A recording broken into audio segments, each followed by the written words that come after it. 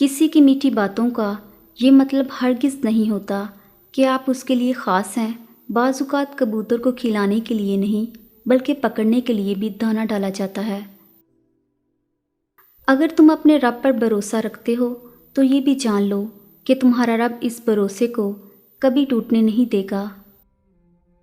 جو ایک آنسو کو اتنی محبت سے سنبھالتا ہے تو سوچو وہ ان دعاؤں کو کیسے رد کر سکتا ہے جو صرف اس سے مانگی گئی ہوں۔ وہ ان سجدوں کو کیسے نظر انداز کر سکتا ہے جو تکلیف میں صرف اس کے سامنے کیے گئے ہوں۔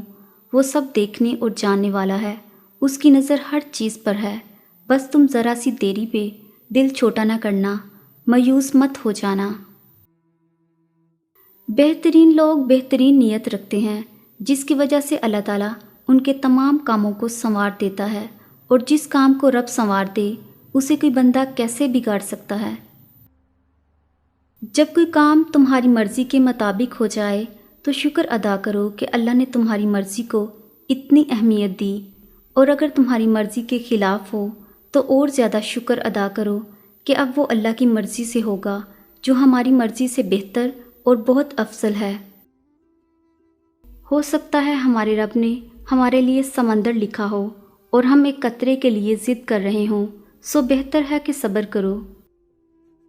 اللہ تمہارا دل نہیں موڑ رہا کیونکہ وہ تمہارا نصیب موڑ چکا ہے۔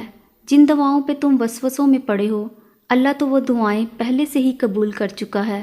بس ایک التجا اور پھر وہ حکم کن فرمائے گا اور کوئی بھی اس کا حکم ٹال نہیں پائے گا۔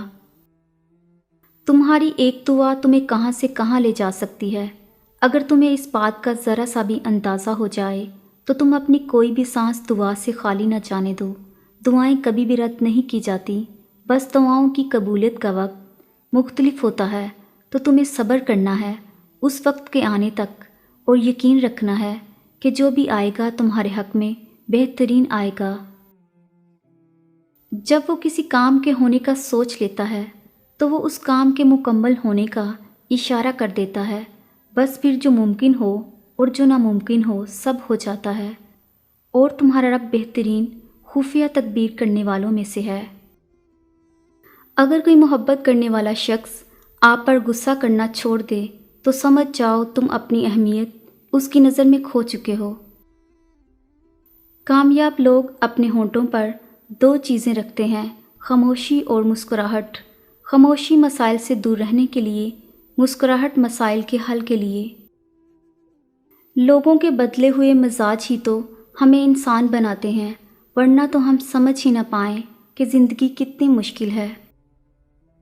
جب بہترین کی خواہش ہو تو پھر اللہ کی طرف دیکھو، اپنی خواہشات کی طرف نہیں، کیونکہ ہم تو جان ہی نہیں سکتے کہ ہمارے لیے کیا اچھا ہے۔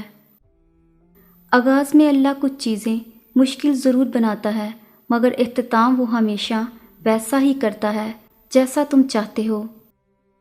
جس سکون کی تلاش میں تم اوروں کے پیچھے بھاگ رہے ہو، وہ سکون تمہاری اپنی ذات میں اللہ نے چھپا رکھا ہے۔ تمہیں تمہارے سوا کوئی مکمل نہیں کر سکتا۔ تم خود اپنی ذات کی تکمیل ہو، اور جس روز تم خود کو ڈھونڈ لو گے اس روز تمہیں اللہ مل جائے گا۔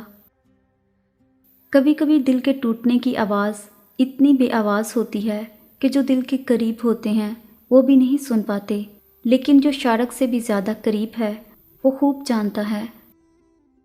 کچھ فیصلے مشکل ہوتے ہیں لیکن کرنے ہی پڑتے ہیں۔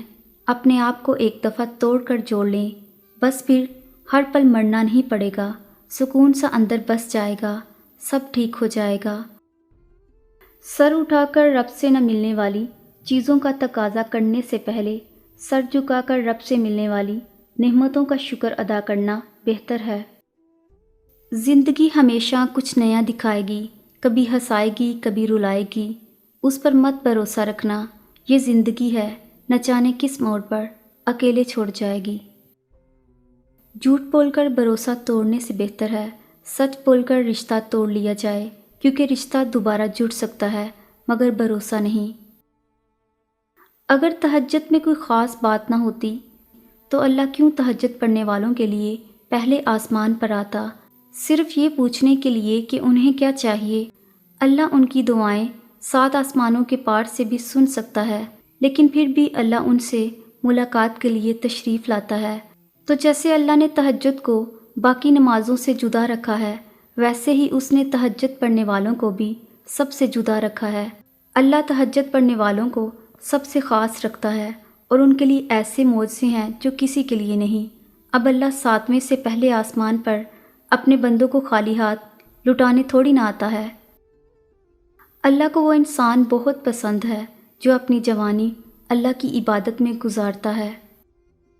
حضرت علی رضی اللہ عنہ نے فرمایا، مشکلات ہمیشہ بہترین لوگوں کے حصے میں آتی ہیں کیونکہ وہ اس کو بہترین طریقے سے انجام دینے کی صلاحیت رکھتے ہیں۔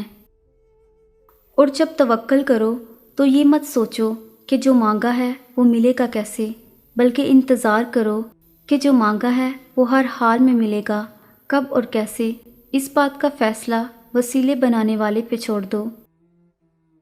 دعائیں کبھی بھی رد نہیں کی جاتی، پھر وہ تہجد کی دعا ہو یا کسی فرض نماز کی، پھر وہ ہنس کر مانگی گئی ہو یا روتے ہوئے، پھر وہ کسی نمازی کی ہو یا بے نمازی کی۔ جو کافر کو بھی خالی ہاتھ نہیں لٹاتا، تمہیں لگتا ہے وہ تمہیں تڑپتا ہوا چھوڑ سکتا ہے؟ وہ جب تمہاری دعاؤں کو قبولیت کے لیے چن لیتا ہے، تب وہ تمہارے دل میں دعا کا خیال بھی خود ہی ڈال دیتا ہے۔ رب سے محبت اور انسان سے محبت میں سب سے بڑا فرق یہ ہے کہ انسان سے محبت آپ کی سب سے بڑی کمزوری اور رب سے محبت سب سے بڑی طاقت بن جاتی ہے۔ اگر تم قرآن کو آنکھوں سے دیکھو گے تو الفاظ نظر آئیں گے، دماغ سے دیکھو گے تو علم نظر آئے گا، دل سے دیکھو گے تو محبت نظر آئے گی، اور اگر اپنی روح سے دیکھو گے تو تمہیں اللہ نظر آئے گا۔